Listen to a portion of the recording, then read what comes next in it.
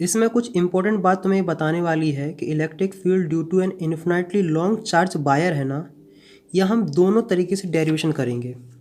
Gauss theorem की help से भी करेंगे और इंटीग्रेशन वाले मेथड से भी करेंगे। और यहाँ मैं बताऊंगा कि आखिरकार गॉस थ्योरम कंपलसरी नहीं है, लेकिन तुम्हारे पास एक ऑप्शनल है। इस तरीके का ऑप्शनल है कि तुम उस तरीके को सीख के तुम कोई भी चीज़ बहुत आसान तरीके से सॉल्व कर सकते हो। जब तुम इसे प्रूफ गॉस के थ्योरम से देखोगे और इंटीग्रेशन वाले से देखोगे, तुम समझ जाओगे कि गॉस थ्योरम इतना यूज़फुल क्यों है। तो चलो अब पढ़ते हैं।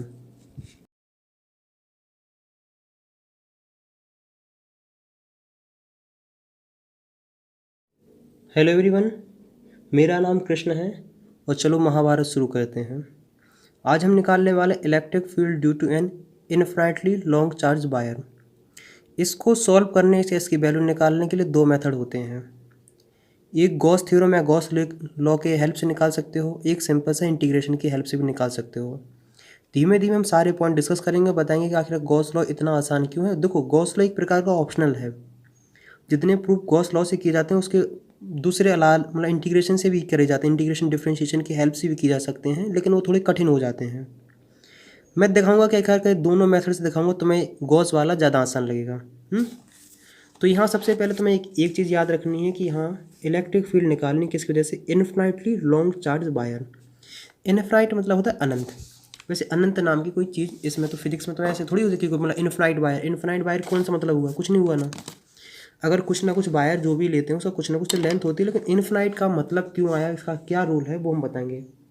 देखो, लेकिन उससे पहले हम लोग क्या करते हैं, एक चमचमाता हुआ तार बनाते हैं। हमने लिया, देखो ये हमने लिया है कि इन्फिनाइटली क्या लिया है, एक वायर लिया है। देखो, इसके ऊपर मान लेते हैं पॉजिटिव चार्ज। पॉजिटिव मानो नेगेटिव मान लो, कोई बड़ी बात नहीं, तुम्हें चार्ज देना है इसके ऊपर।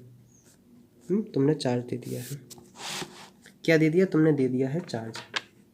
और तुम इसकी कुछ दूरी पे क्या निकालना चाहते हो, इलेक्ट्रिक फील्ड। ये मान लो ये वायर है, तुम इतनी दूरी पे क्या निकालना चाहते हो, इलेक्ट्रिक फील्ड। इतनी दूरी पे इलेक्ट्रिक फील्ड की वैल्यू क्या होगी। आखिरकार तुम्हारा दिमाग में यही क्वेश्चन है कि और यहाँ से लेके यहाँ तक की दूरी क्या है, यहाँ से लेके यहाँ तक की दूरी है आर। क्या है, मान लेते हैं आर मतलब मान लेते हैं हम 9, मान लेते हैं 3 मीटर। 3 मीटर। देखो, ज़िंदगी दुनिया में तुम कुछ भी जानते हो कि इनफिनिटली का मतलब क्या होता है, लेकिन मैथ में, फिजिक्स में, केमिस्ट्री में जो इनफिनाइट जो चीज़ ली जाती है वो किसी न किसी के रिस्पेक्ट में ली जाती है। किस में ली जाती है, रेफरेंस में। तो यहाँ हम समझते हैं कि अगर इनफिनाइट का मतलब, इनफिनाइट लॉन्ग चार्ज का मतलब क्या होता है। देखो, मान लो इस रॉड की कुछ ना कुछ लेंथ है, मतलब जो इनफिनाइट लेंथ है इसकी मान लो एल लेंथ है। क्या है, एल लेंथ है। इनफिनाइट इसे कब कहेंगे, क्या इसे इनफिनाइट कब कहेंगे, या फिर इसे कहेंगे कि R is very very smaller than L. तो इस इनफिनाइट इसे तब कहेंगे जब R is much much smaller than L हो। क्या हो, much much smaller than L हो, तब इसे इनफिनाइट कहेंगे। जैसे तुम्हारे लिए या अपना चीटी के लिए तुम क्या एक इनफिनाइट बॉडी हो, क्या हो, इनफिनाइट बॉडी हो कि मतलब चीटी तो कितनी छोटी सी हो, तुम कितने बड़े हो, हाथी तो फिर उसके लिए और ही बड़ी चीज़ है। मेन बातें समझने की कोशिश कर रहे हो कि इन्फिनिटी का मतलब क्या है। मतलब जब इन दोनों का रेशियो के बारे में हम लोग बात, मतलब इन दोनों के रिस्पेक्ट में बात करते हैं, तो अगर आर की वैल्यू बहुत छोटी है एल से, तो हम मान के चलते हैं कि जो वायर है इन्फिनाइट है। इस तरीके का मतलब होता है। इन्फिनाइट ऐसे थोड़ी कि मतलब कभी ख़त्म ही ना हो, कुछ ना कुछ तो लेंथ होगी ना, थोड़ी तो कोई वायर बना देंगे हम लोग।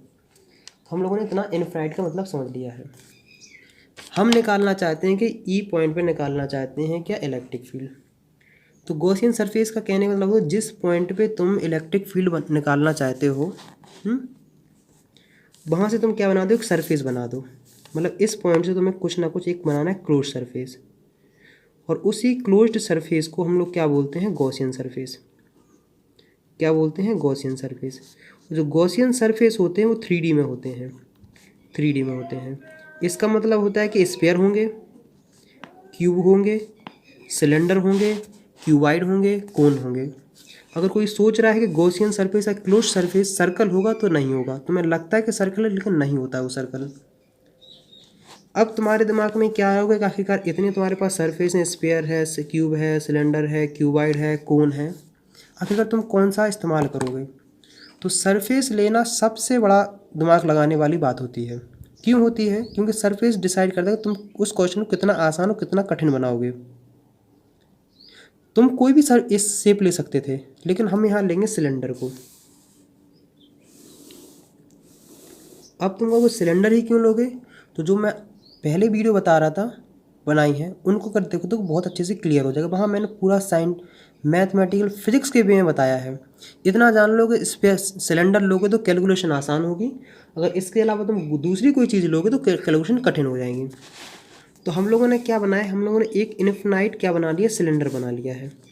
इनफिनाइट सिलेंडर ऐसा है कि इसको रख देगा कवर करके पूरा। मतलब तुम्हें ऐसा सरफेस बनाना होता है जैसे मान के चलो कि ट्यूबलाइट है। क्या है? ट्यूबलाइट है। और ट्यूबलाइट को तुम्हें ऐसे कवर करना है कि इसकी लाइट कभी बाहर ना जाए। तो तुम इसको ऐसे ही करोगे ना कवर।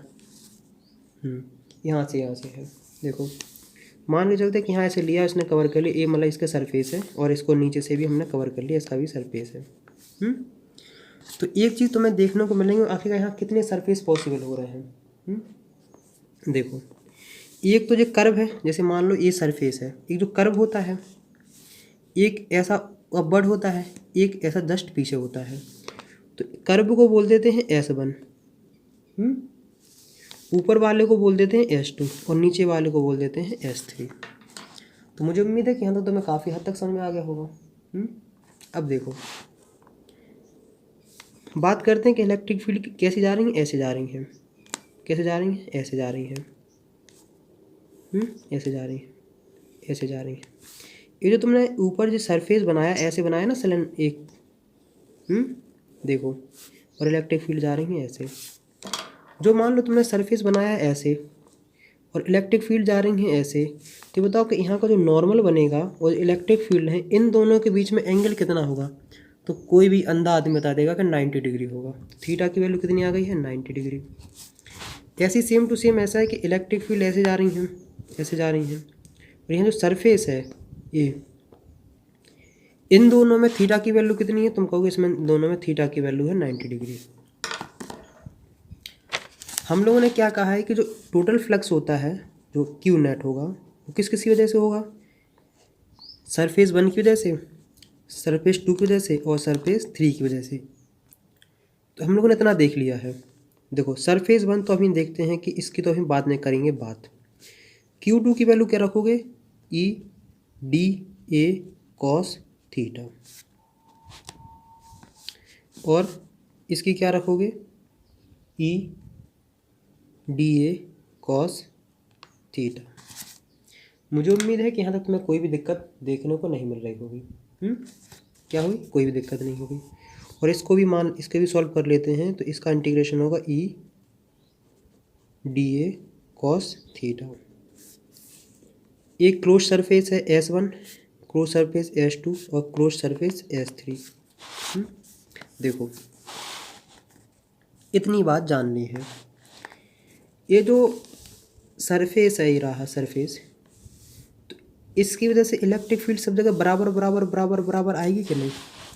तो यहाँ हम क्या देखने को देखते हैं कि हम, देखो सुनो, अब इंटीग्रेशन मेन पार्ट है, इंटीग्रेशन समझने का। देखो यहाँ समझो, हमें मान के चल रहे कि हमने एक छोटा सा सरफेस लिया, इतना सा, क्या लिया, छोटा सा सरफेस लिया है, और छोटा सा सरफेस को बोलते हैं हम DA। हमने क्या माना कि इस छोटे सरफेस में से इलेक्ट्रिक फील्ड जो निकल रही हैं वो कांस्टेंट है। मतलब इतना सा जो छोटा सा एरिया है ना, इसमें से जो इलेक्ट्रिक फील्ड निकल रही है, इलेक्ट्रिक फील्ड है वो कांस्टेंट, मतलब इतने से एरिया में इलेक्ट्रिक फील्ड की वैल्यू क्या है, कांस्टेंट है। समझ आ गया, कांस्टेंट है। तो हम लोगों ने क्या देखा है कि हमने, हमारे पास यही है ना कि S1 E/DA cos थीटा। जो चीज़ कांस्टेंट होती है ना उसका इंटीग्रेशन होता है ना ही उसका डिफरेंशिएशन होता है। क्या होता है? ना ही उसका इंटीग्रेशन होता है ना ही उसका डिफरेंशिएशन होता है। इस बात को बहुत अच्छे से समझ लेना, चाहे तुम मैथ के हो या हो बायो के। तो हम लोगों ने क्या किया, ई को निकाल दिया बाहर, ई को कर दिया बेघर, S1 dA। अब देखो जिस डायरेक्शन में इलेक्ट्रिक फील्ड है, देखो इसी डायरेक्शन में इलेक्ट्रिक फील्ड है, इसी डायरेक्शन में है एन वेक्टर, नॉर्मल वेक्टर। जैसे मान लो सरफेस है, तो सरफेस के जस्ट परपेंडिकुलर नॉर्मल वेक्टर होता है, इसी से इलेक्ट्रिक फील्ड निकल रही है, इसी से निकल रहे हैं नॉर्मल वेक्टर भी।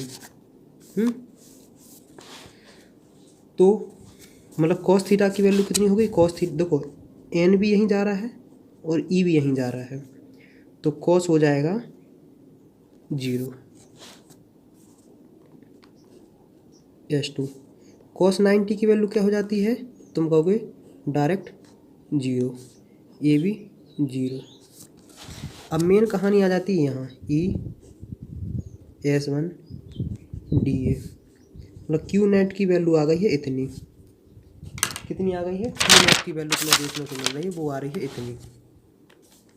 ये पता क्या देगा आंसर, इतना सा पार्ट, इतना देगा टोटल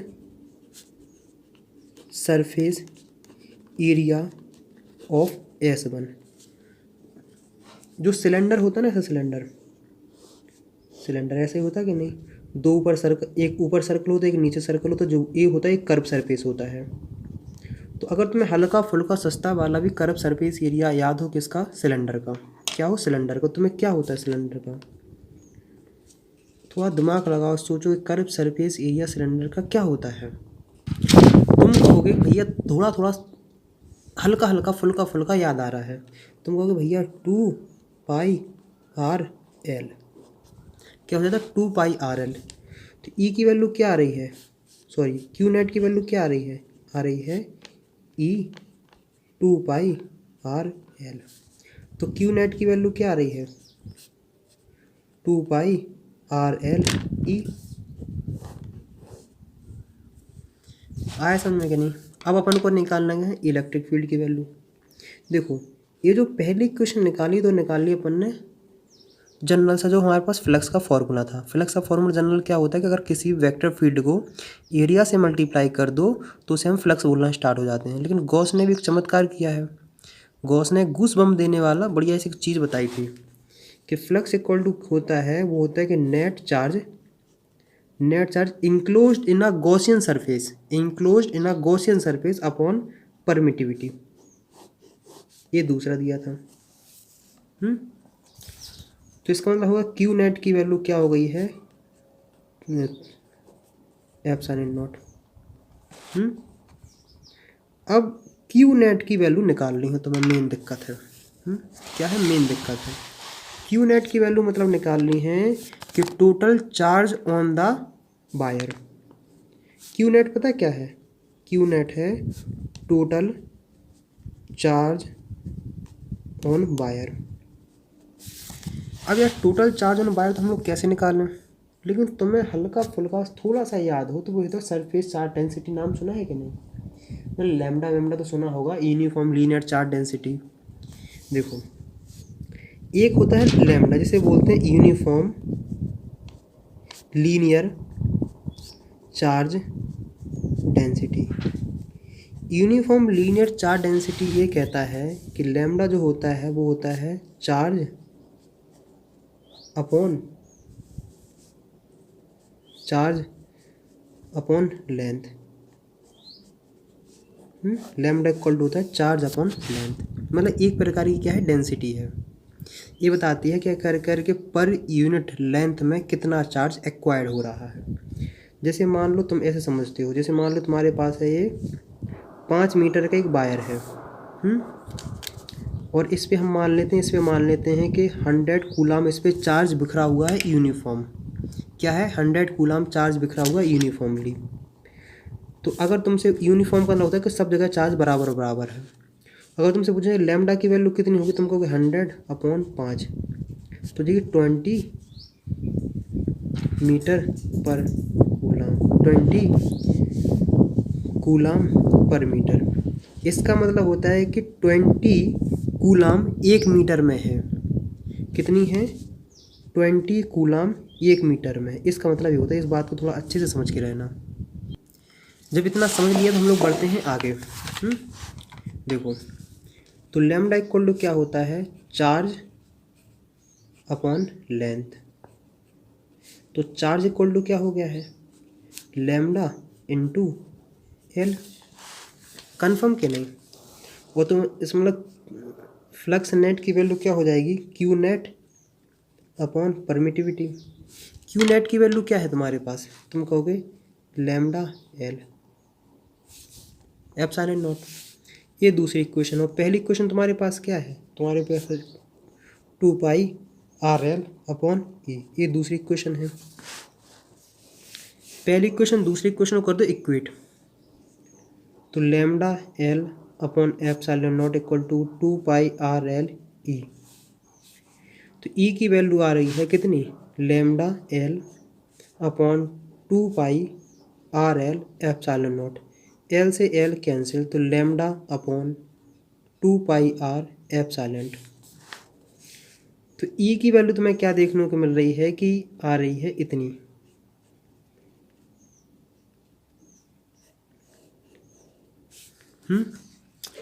तो इस इक्वेशन से तुम क्या देखते हो?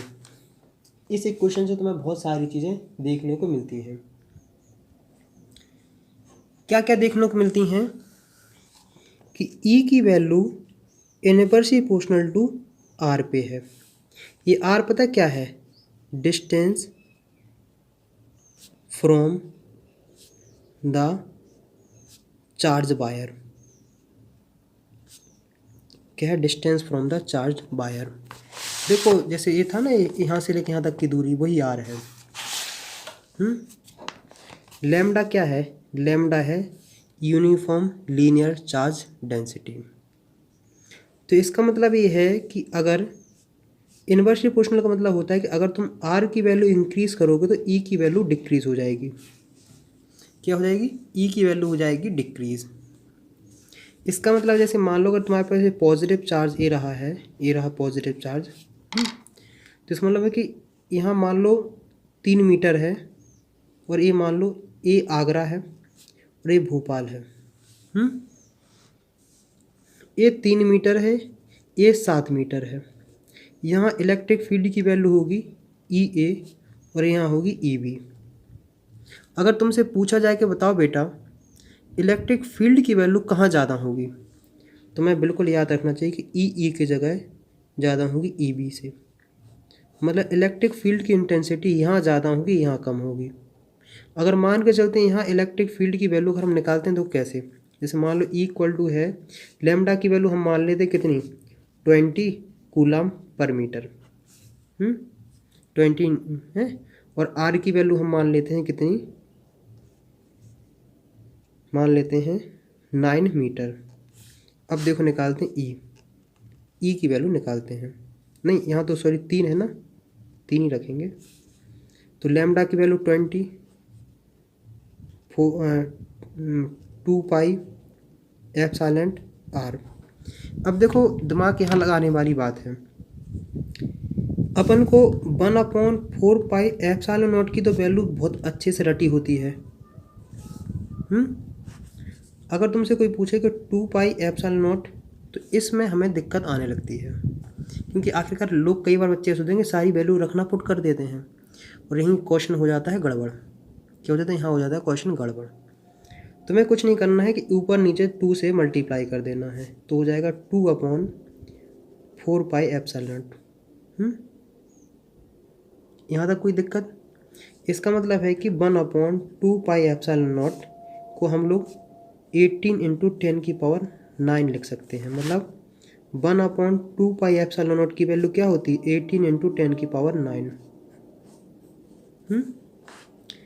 तो यहाँ रखोगे 18 × 10 की पावर 9 × 20 अपॉन, ये तो पूरा हो गया है। आर की वैल्यू कितनी है? 3,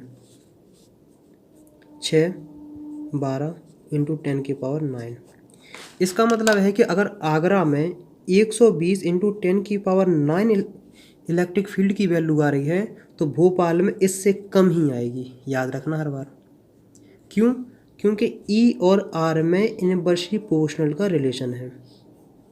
अगर तुम आर की वैल्यू बढ़ाते जाओगे तो ई की वैल्यू घटती जाएगी, और अगर कोई करता है कि आर की वैल्यू अगर घटाता है तो ई की वैल्यू बढ़ती जाएगी। मतलब जैसे जैसे तुम इलेक्ट्रिक जो चार्ज जो वायर है उसके जैसे जैसे पास आते जाओगे वैसे वैसे इलेक्ट्रिक फील्ड की वैल्यू बढ़ती जाएगी। सिंपल सा बात है, जैसे मान लो ट्यूबलाइट है, ये ट्यूबलाइट जल रही है, तुम ट्यूबलाइट के जैसे जैसे पास आते जाओगे वैसे वैसे रोशनी तेज़ लगनी स्टार्ट हो जाएगी। बस इसमें क्या दिमाग लगाना था, चुटकी में हो गया सॉल्व कॉन्सेप्ट के नहीं, कि जैसे जैसे तुम पास में आओगे वैसे वैसे इंटेंसिटी बढ़ती जाएगी। तो मुझे उम्मीद है कि यहाँ तक तुम्हें काफ़ी हद तक समझ में आ गया कि आखिरकार वायर से हम लोग कैसे निकालते हैं। अब कोई कहेगा कि चलो सही है, अच्छी बात है, इतना समझ लिया है। तो कोई स्टूडेंट कहेगा कि अब इसी को तुम क्या कर दो, वेक्टर के फॉर्म में लिख के बता दो। क्या है, अभी तो हमने लिखा है equal to lambda upon 2 pi R epsilon, ये सिंपल सा लिखा है मैग्नीट्यूड में। अब कोई कहेगा कि नहीं यार भैया मज़ा नहीं आ रहा, वेक्टर में लिखना है, क्योंकि वेक्टर वाला नाम देखते ही हम घबरा जाते हैं। क्या आ जाते हैं, हम देख के घबरा जाते हैं। हम कहें कोई बात नहीं, वेक्टर में ई, इसको ऊपर लगा दो तीर कमान, ये लिख दो मैग्नीट्यूड, इतना तो हो गया बात। अब यहाँ कुछ ऐसा लिखना जो इसके डायरेक्शन के बारे में इंफॉर्मेशन दे दे। क्या दे दे, इंफॉर्मेशन दे दे। तो इसके लिए तुम्हें बहुत सिंपल सा याद रखना है। क्या, देखो देखो, अब जो मेन बात है वो सोचना ही वेक्टर के ऊपर। तो यहाँ हम लिख देंगे एन यूनिट वेक्टर। ये एन पता है क्या है, ये है unit vector of curve surface area.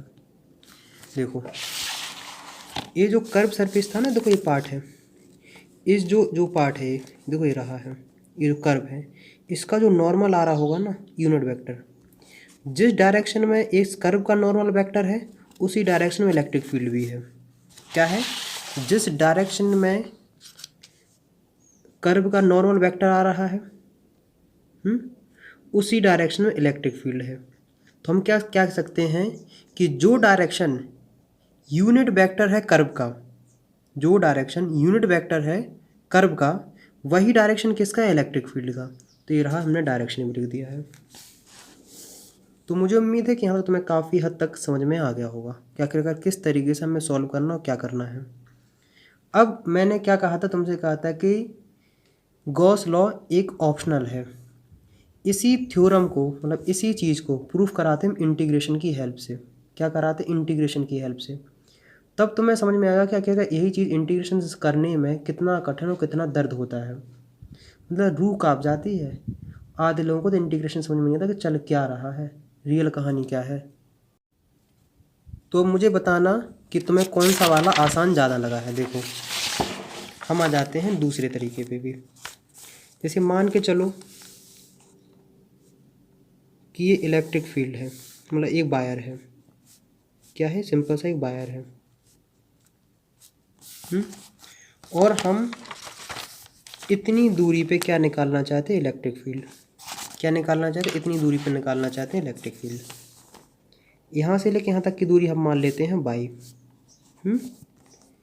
तो मैं जब भी दिया रहेगा, तो जब भी तुम्हारे पास इनफाइनाइट वायर जो भी दिया जाएगा, तो इसमें तुम्हें इसकी लीनियर चार्ज डेंसिटी दी जाएगी। इसे बोलते हैं लीनियर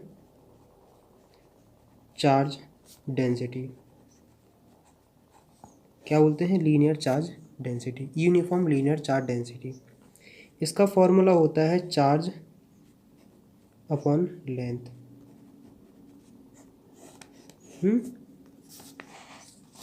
चार्ज अपॉन लेंथ। तो इसे लिख लेते हैं D Q upon D L. देखो इसका कहने का मतलब ये है कि डेंसिटी तो यूनिफॉर्म है, कांस्टेंट है, चाहे तुम छोटे से पार्ट के लिए चाहे बहुत बड़े पार्ट के लिए लो। इसका मतलब पता क्या होता है, इसका मतलब होता है small charge upon small length. चाहे तुम lambda equal to total Q net upon total length लिखो, या फिर D Q upon D L लिखो।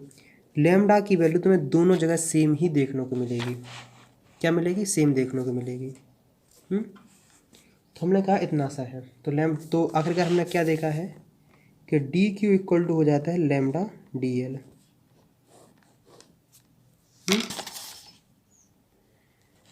तो हम लोग क्या करते हैं कि इस रिंग को हमने करा दो पार्ट में से डिवाइड। तो देखो यहाँ मान लो एक छोटा सा चार्ज है, ये डी क्यू चार्ज है। ये डी क्यू चार्ज इस पे इलेक्ट्रिक फील्ड इस डायरेक्शन में लगा रहा होगा कि नहीं? ई डायरेक्शन में। और हम मान के चलते हैं कि यहाँ से लेके यहाँ तक की दूरी है क्या? एक्स।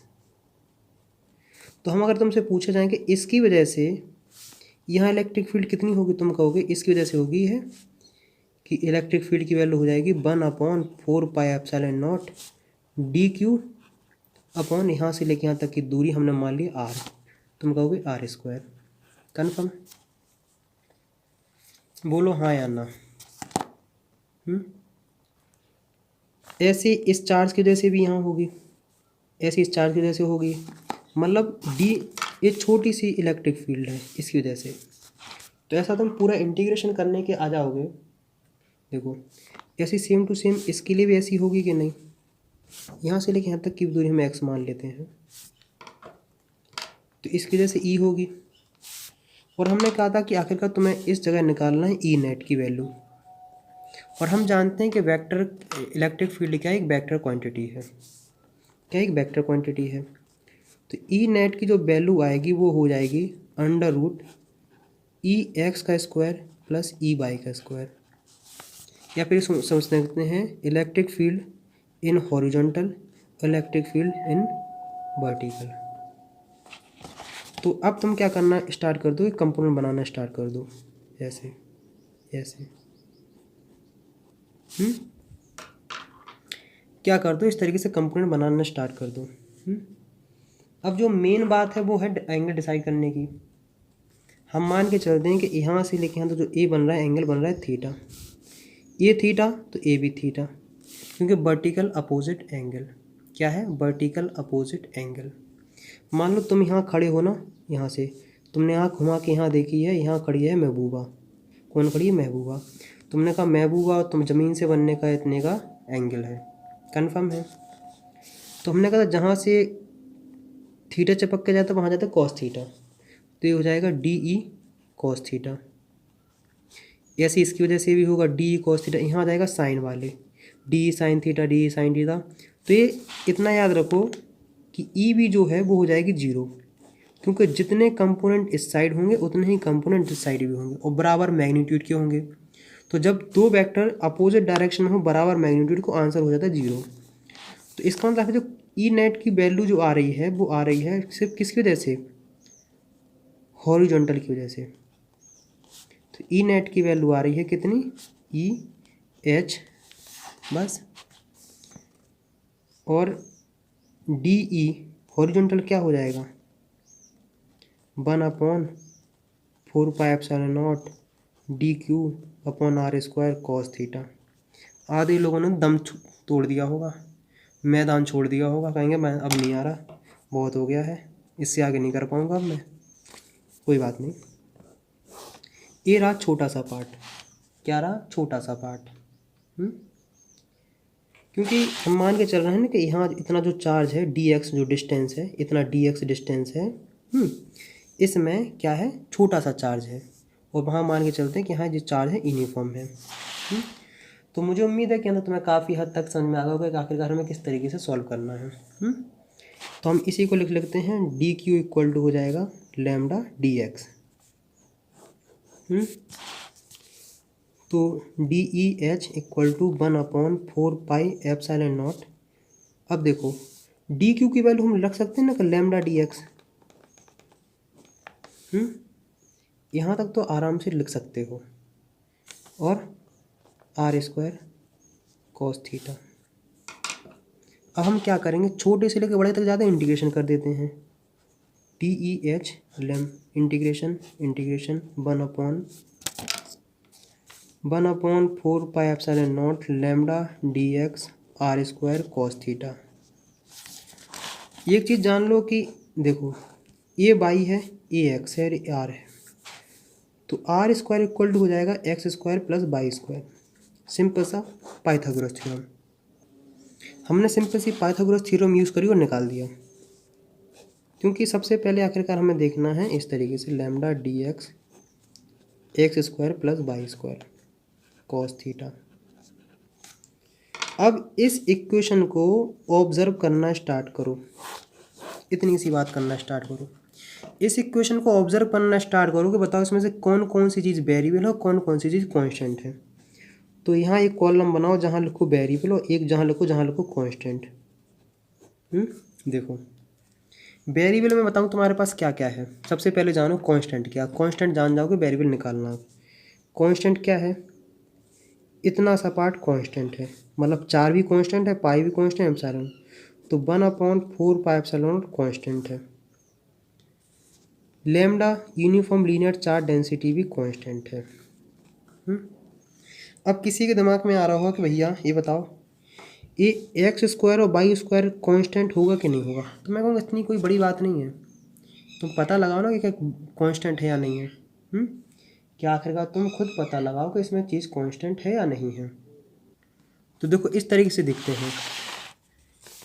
देखो यहाँ की वजह से इलेक्ट्रिक फील्ड होगी, यहाँ की वजह से होगी, यहाँ की वजह से होगी, यहाँ की वजह से, मतलब एक्स जो है वो है वेरिएबल और जबकि जो वाई है वो रहेगी यहाँ कांस्टेंट। हमने क्या देखा है कि वाई तो कांस्टेंट है लेकिन एक्स वेरिएबल है और कॉस थीटा वेरिएबल है, मतलब थीटा भी वेरिएबल है। क्यों वेरिएबल है, क्योंकि कभी जब तुम इस वाली कन्या को देखोगे तो अलग एंगल बनेगा, यहाँ देखोगे जैसे जैसे बढ़ाते जाओगे तो एंगल की वैल्यू भी चेंज हो रही है। मुझे पता नहीं आ रहा होगा समझ में, पता है, लेकिन दिमाग लगाओ तब आएगा। इसको समझ लिया तो इंटीग्रेशन सीख जाओगे कि रियल कैसे सॉल्व करते हैं। तो थीटा ही वेरिएबल है। अब ये पूरी चीज़ मिला के इसमें एक वेरिएबल है एक कांस्टेंट, तो ये पूरी चीज़ मिला के क्या हो गया है वेरिएबल। क्या हो गया, ये हो गया है वेरिएबल। या फिर अगर तुम इससे डायरेक्ट बात करें कि आर कांस्टेंट है या वेरिएबल, तो ये वेरिएबल है आर, मतलब ये वेरिएबल है। तो जो चीज़ क्या होती हैं कांस्टेंट होती है उसे बाहर निकाल लो इंटीग्रेशन का, जो चीज़ अंदर है जो वेरिएबल है उसे रख लो अंदर। तो integration E net equal to 1/4 pi epsilon naught. हाँ, अब जो मेन दिक्कत आ रही है वो आ रही कहाँ से, लैम्डा भी बाहर निकाल लो और D X cos theta X square plus Y square. अब जो मेन दिक्कत आ रही है वो तुम्हारे रखी दिमाग में लिमिट लेने की। तो लिमिट जो यहाँ रखी जाती है माइनस लैम्डा से, माइनस इन्फिनिटी से लेके प्लस इन्फिनिटी, वो रखी जाती है इसके बेसिस पे। किसके बेसिस पे, इसके बेसिस पे। तो हमने देखा कि जैसे मान लो कोई रॉड है, ये वायर है, तो माइनस इन्फिनिटी से प्लस इन्फिनिटी तक जा रही है, तो इसलिए इसकी लिमिट इस तरीके से रखेंगे। नहीं आई कोई बात नहीं, थोड़ा मैथ का इसमें इन्वॉल्वमेंट है। तो इस तरीके से हमने रख लिए है। तो अगर तुम इसका 0 से इन्फिनिटी रखोगे तो यहाँ कुछ नहीं, 2 से मल्टीप्लाई कर दो तो बात वही बन जाएगी, 0 से इन्फिनिटी। मतलब ऊपर वाली इक्वेशन का और नीचे वाली इक्वेशन का दोनों का मतलब एक ही है। क्या है, दोनों का मतलब एक ही है। अब तुम्हारे पास फिर वेरिएबल फंस रहे हैं, एक्स भी वेरिएबल है और कॉस थीटा भी वेरिएबल है। इक्वेशन तुम्हारे पास एक है, तो ऐसा कुछ तिगड़म बढ़ाओ कि एक्स में और थीटा में कुछ ना कुछ रिलेशन बन जाए। क्या बन जाए, थीटा में और इसमें एक्स में कुछ ना कुछ तो रिलेशन इस्टेब्लिश हो जाए। तो हम लोग क्या करेंगे अब, तो चलो हम लोग क्या करते हैं, एक्स वाई एंड थीटा में बनाते हैं रिलेशन। इतना तो बात है कि देखो ए एक्स है, ए वाई है, यहाँ थीटा है, इन तीनों में रिलेशन बनाना है। पढ़ बेटा पढ़, हार्ड हार्ड बुक। तो परपेंडिकुलर और base tan theta equal to क्या हो जाएगा, एक्स अपॉन वाई। तो एक्स इक्वल टू क्या हो जाएगा, बाई टेन थीटा। तो मतलब जहाँ जहाँ एक्स है वहाँ वहाँ बाई टेन थीटा रख दो। क्या रख दो, वहाँ वहाँ बाई टेन थीटा आराम से रख दो।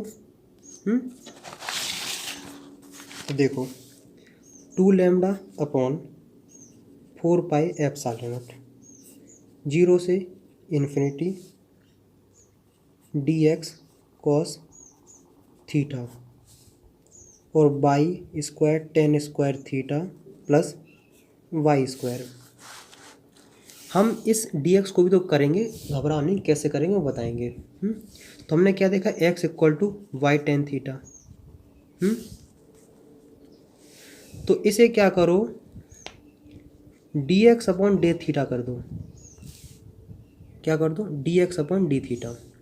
तो हो जाएगा, ये तो कांस्टेंट का कुछ नहीं होगा, बाई सेक स्क्वायर थीटा हो जाता है, टेन थीटा का सेक स्क्वायर थीटा हो जाता है।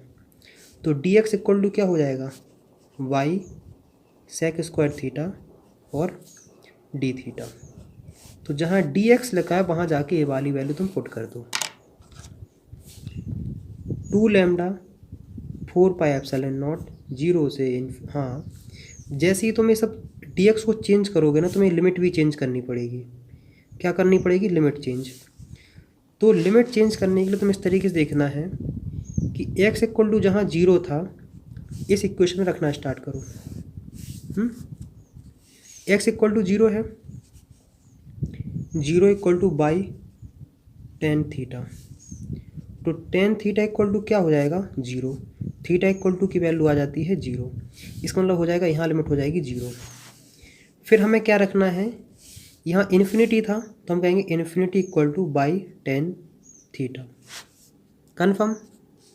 तो हम यहाँ क्या रखेंगे, देखो इन्फिनिटी अपॉन बाई इन्फिनिटी ही आने वाला है, tan theta, tan theta infinity, theta की वैल्यू हो जाती है पाई बाई 2। क्या हो जाती है, पाई बाई 2। तो लिमिट चेंज हो जाएगी पाई बाई 2 में। dx की जगह तुम क्या रखोगे, by sec square theta D theta upon Y square tan square theta plus 1। इस तरीके से सॉल्व करेंगे। इससे एक कैंसिल हो गया है।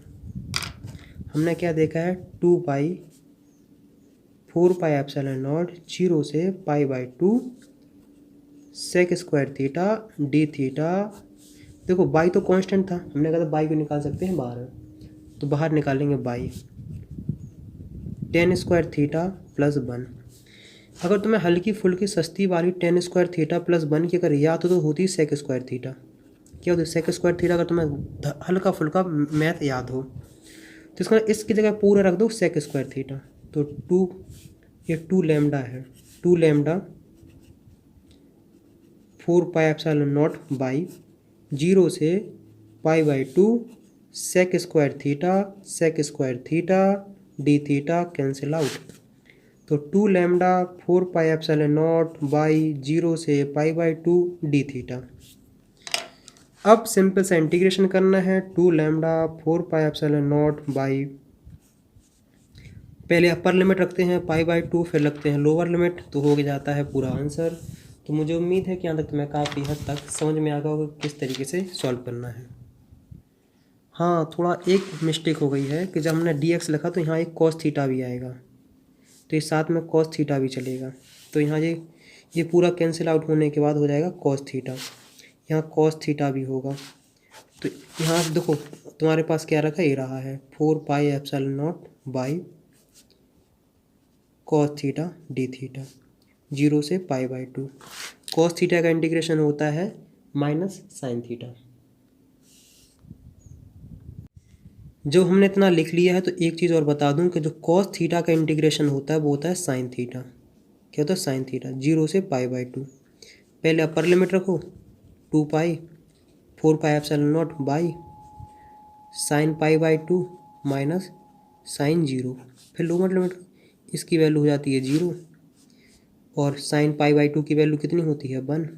तो तुम्हारे पास ई नेट की वैल्यू क्या आ रही है, 2 lambda 4 pi epsilon naught by, ये बाई क्या है, बाई है distance from the ring, distance from the wire, distance from the charged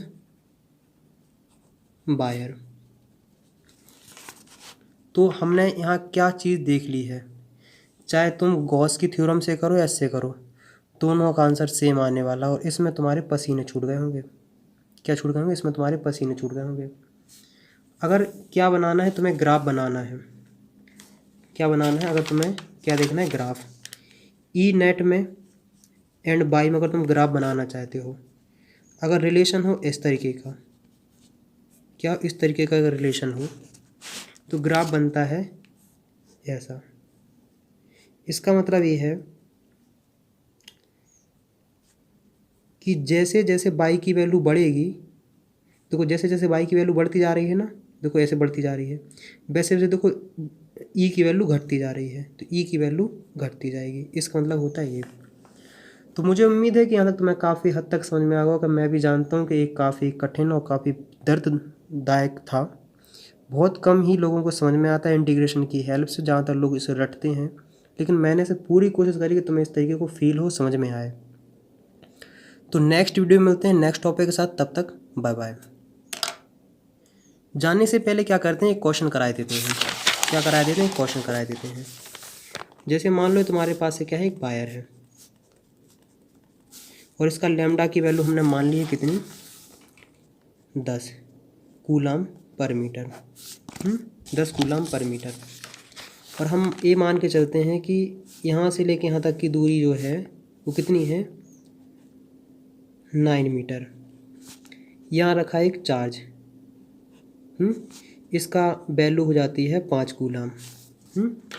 तो हमें पूछना चाहेंगे कि बताओ इस चार्ज पे कितना फोर्स लग रहा है। अगर इसका चार्ज है क्या, पॉजिटिव, मतलब फोर्स, इसका नाम रख देते हैं A, force on charge A due to charge wire. तो सबसे पहले यहाँ निकालो यहाँ इलेक्ट्रिक फील्ड की वैल्यू क्या होगी। यहाँ इलेक्ट्रिक फील्ड की वैल्यू आ जाएगी क्या, 2 lambda upon 4 pi epsilon not, यहाँ से लेके यहाँ तक की दूरी आर। तो ई इक्वल टू क्या हो जाएगा, लैम्डा की वैल्यू 2 इंटू 10, 1/4 पर 9 इंटू 10 की पावर 9, और दूरी यहाँ से यहाँ तक की है 9 मीटर। तो ई इक्वल टू हो जाएगा, ये कैंसिल, 20 इंटू 10 की पावर 9 न्यूटन पर कूलम। कितनी आ गई, इतनी आ गई है।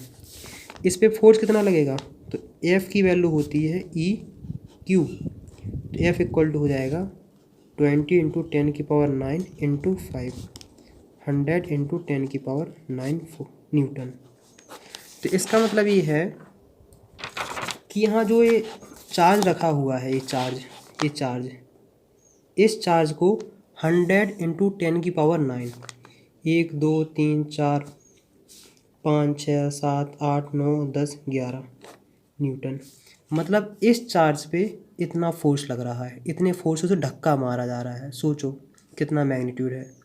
तो अब क्लियर हो गई होगी। नेक्स्ट वीडियो में मिलते हैं नेक्स्ट टॉपिक के साथ, तब तक बाय बाय।